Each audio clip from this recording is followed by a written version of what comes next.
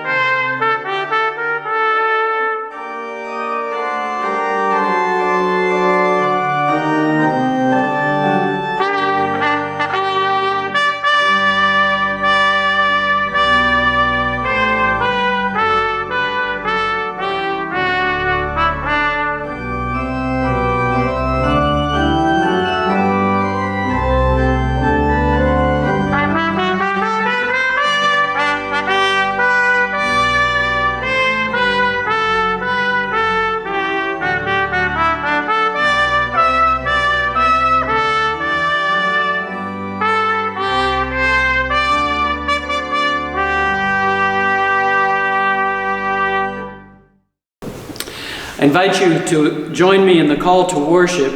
When I say Christ is risen, I invite you to respond, Christ is risen indeed. Alleluia.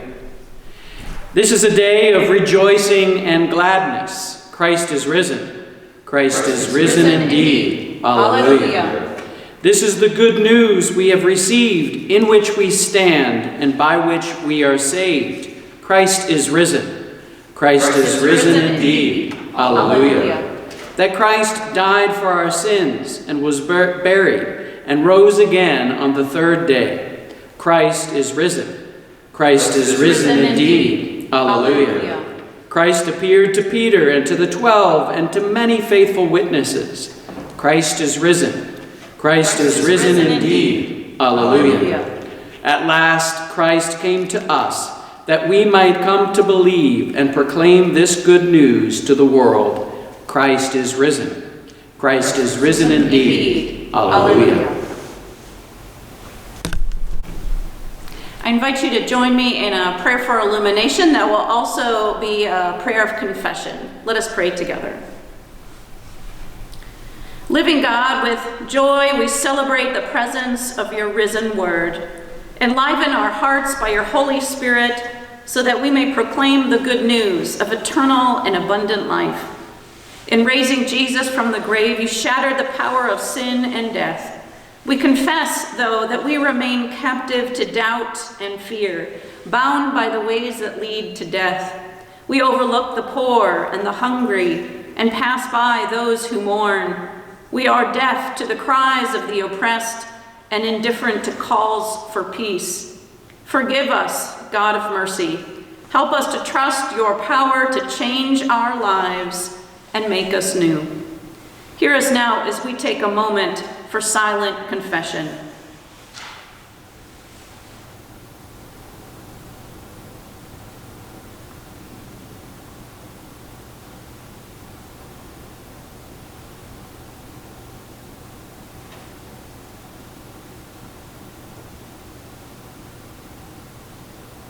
May we know the joy and grace of life abundant, Holy God, in this day, in this Easter moment, and in this word proclaimed.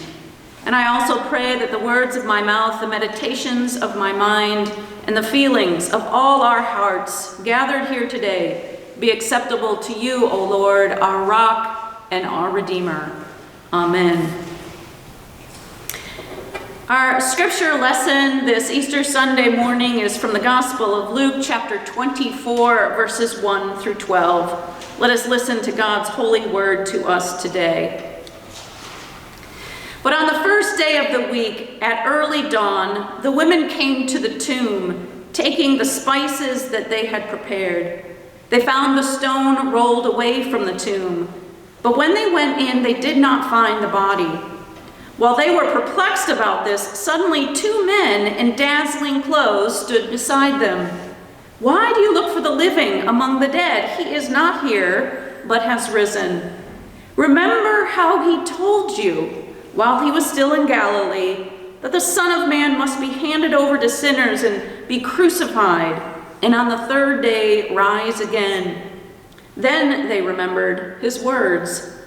And returning from the tomb, they told all this to the 11 and to all the rest. Now it was Mary Magdalene, Joanna, Mary the mother of James, and the other women with them who told this to the apostles. But these words seemed to them an idle tale, and they did not believe them. But Peter got up and ran to the tomb, stooping and looking in. He saw the linen clothes by themselves. Then he went home, amazed at what had happened. This is the word of God. Thanks be to God. So when I think back to Easters of the past, there are a few moments I'd like to forget.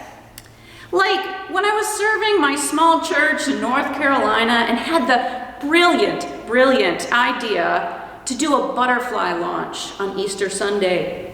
I'd seen it done at a wedding, and it was beautiful. I thought to myself, what better way to celebrate the resurrection than by launching hundreds of newly hatched butterflies into the sky? It was going to be glorious. So I found a company to buy our butterflies from, and they arrived in this big, freezer package. Per the instructions, we were supposed to take them out of the freezer package 2 hours before our launch to let the butterflies warm up and get ready to fly. And it needed to be about 70 degrees for a successful butterfly launch, which wasn't going to be a problem because, hey, we were in North Carolina. But that Easter Sunday, the unexpected happened.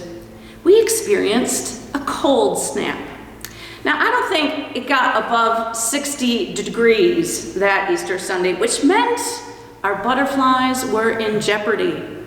So 2 hours before the launch, I asked one of our church members to take the butterflies out and do something with them to warm them up. What? I don't know. Maybe put them by the heater in the Sunday school classroom or something. That'll be fine. So here's a pro tip for you. If you're not sure that your carefully planned program is not going to go well, don't escalate the drama of the moment. So I hadn't really learned this lesson yet. So after church, I gathered my whole congregation full of excited little children outside in the grass, each holding a tiny white butterfly box. On my count, we would open all the boxes and release our butterflies. Are you ready? 1, 2, 3. Open your Dead butterflies. Actually, that's kind of an exaggeration. They weren't all dead. Some of them could crawl. And that one kid who loves having bugs crawl all over him just loved the experience. And, fortunately, my church folks, they were great. We all laughed and made the most of it. But, the symbolism, it was devastating.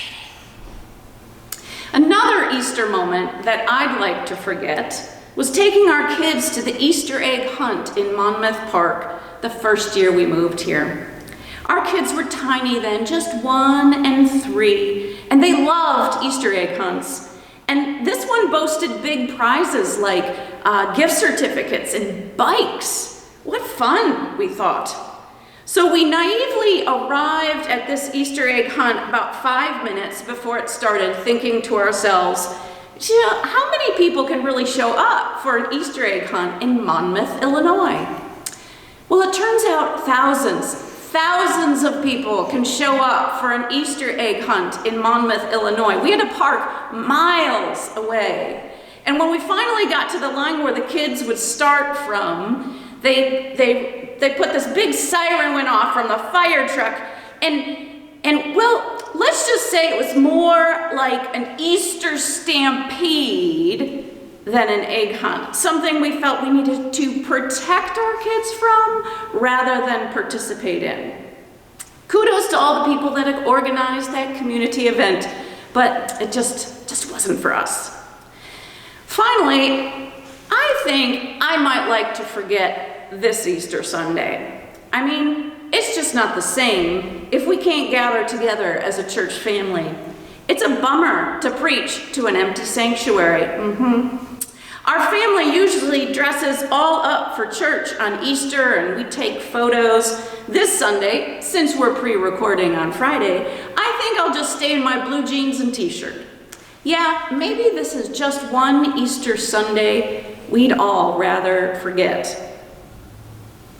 In today's resurrection story from Luke, a group of perplexed women are met at Jesus' empty tomb by some dazzling men. Why do you look for the living among the dead? These men asked the women. He is not here, but has risen.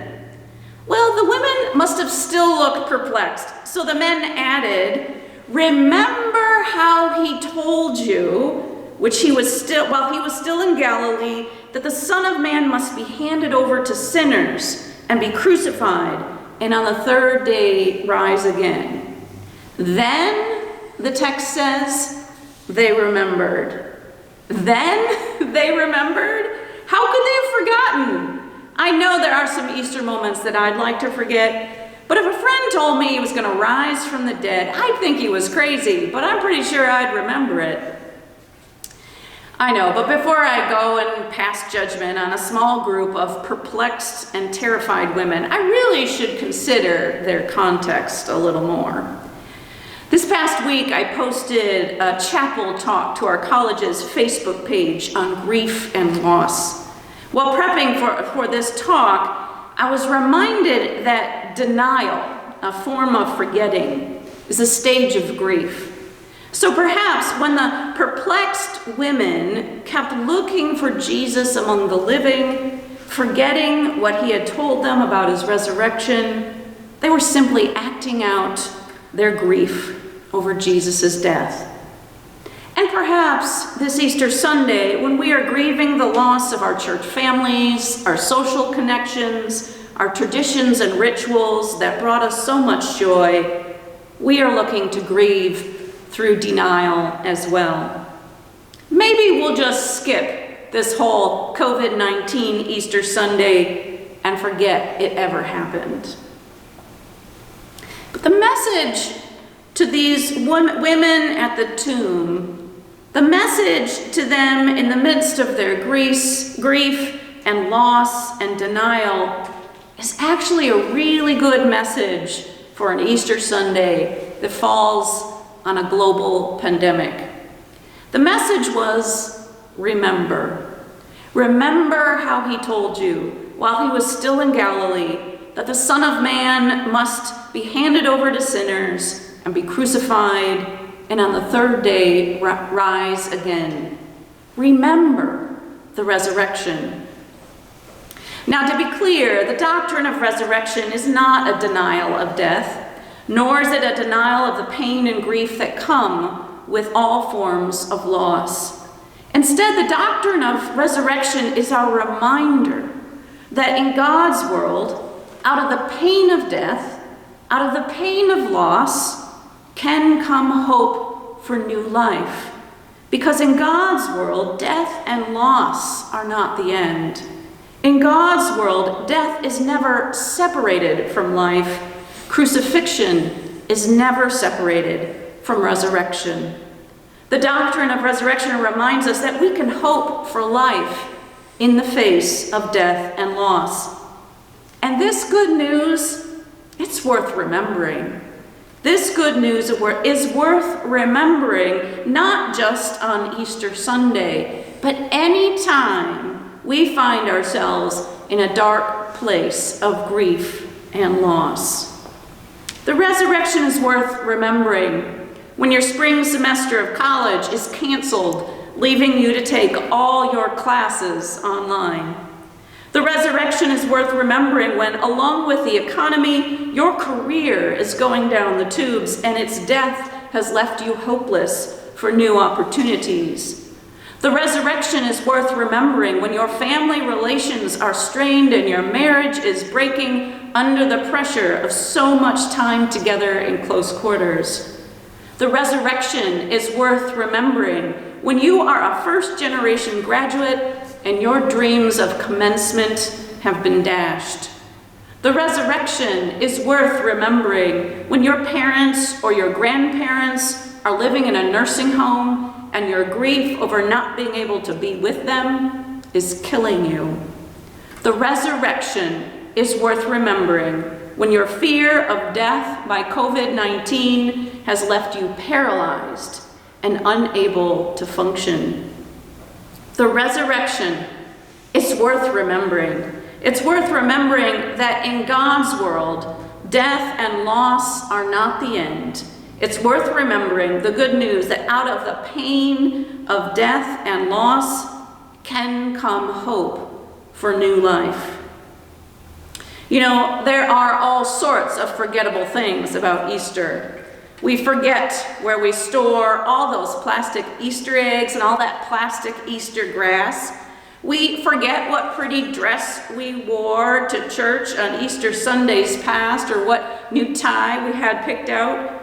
We forget what hymns we sang and what prayers we prayed, and we certainly forget what the preacher said in her sermon. But resurrection? Well, there's only one word that can describe that, and that word is unforgettable. Unforgettable. Remember the resurrection, my friends. Remember God's hope and good news for today. And now to the God who conquered death so that we might remember the unforgettable resurrection, be all honor and glory, thanksgiving and power, now and forevermore. Amen.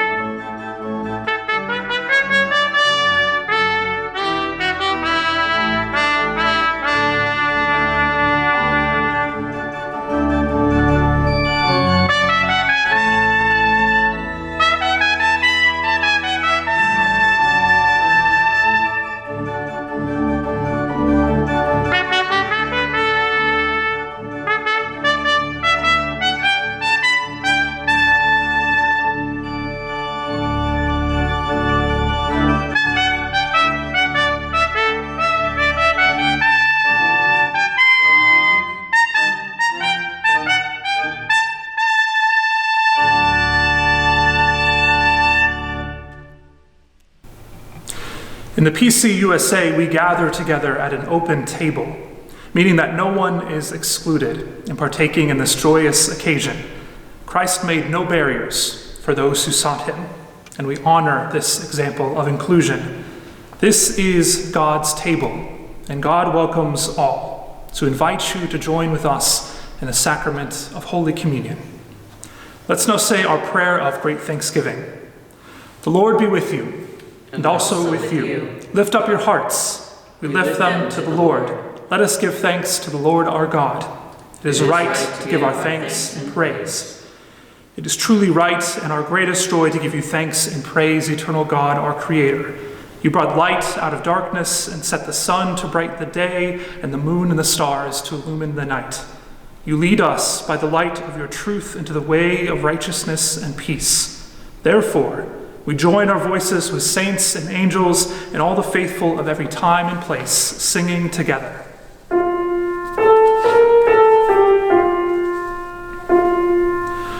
Holy, holy, holy Lord, God of power and might, heaven and earth are full of your glory. Hosanna in the highest. Blessed is he who comes in the name of the Lord.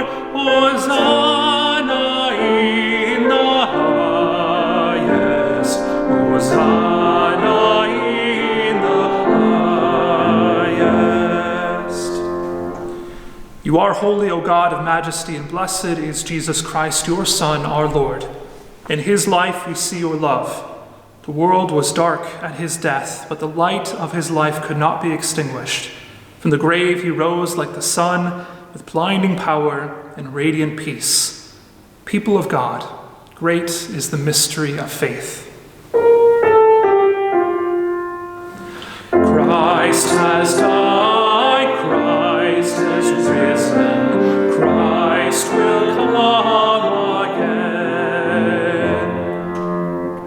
We give you thanks, O God, and we pray together now the prayer that Christ taught us long ago by saying, Our Father, who art in heaven, hallowed be thy name. Thy kingdom come, thy will be done, on earth as it is in heaven. Give us this day our daily bread, and forgive us our debts, as we forgive our debtors. And lead us not into temptation, but deliver us from evil. For thine is the kingdom, and the power, and the glory forever. Amen.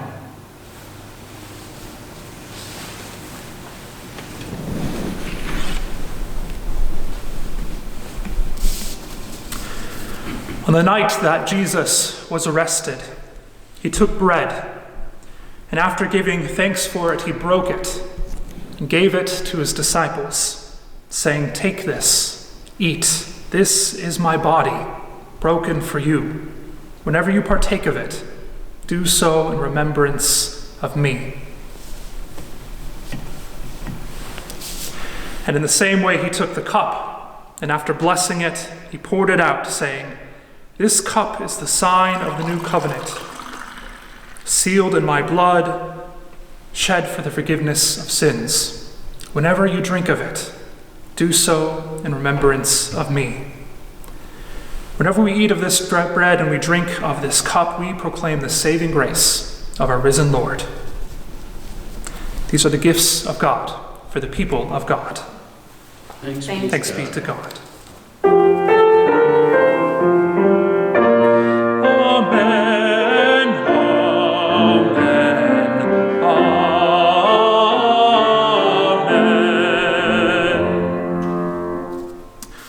We invite you now to partake with us, whatever that means for you, whether it's by bread or juice or by wine or simply in spirit. Know that we are connected here together today as we observe the Eucharist on this, the Resurrection Day. The table's ready.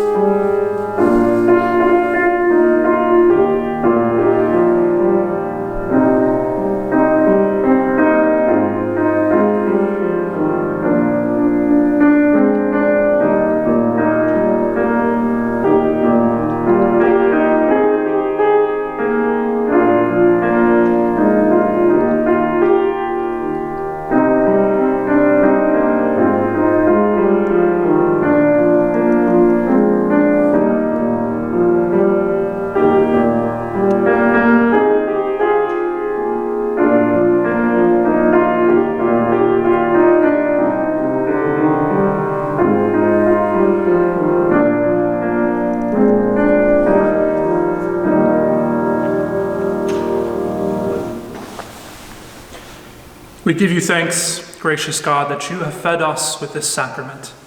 Fill us with a vision of your new creation where all may have life abundantly. Through Jesus Christ, our bread of life. Amen.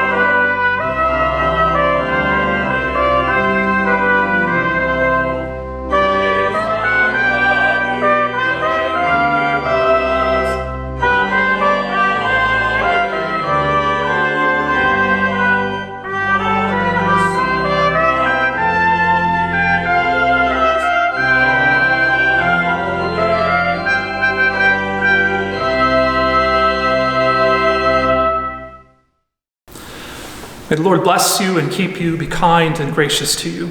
May God's light continue to shine down in your lives and give you favor and peace, both now and forevermore. Amen.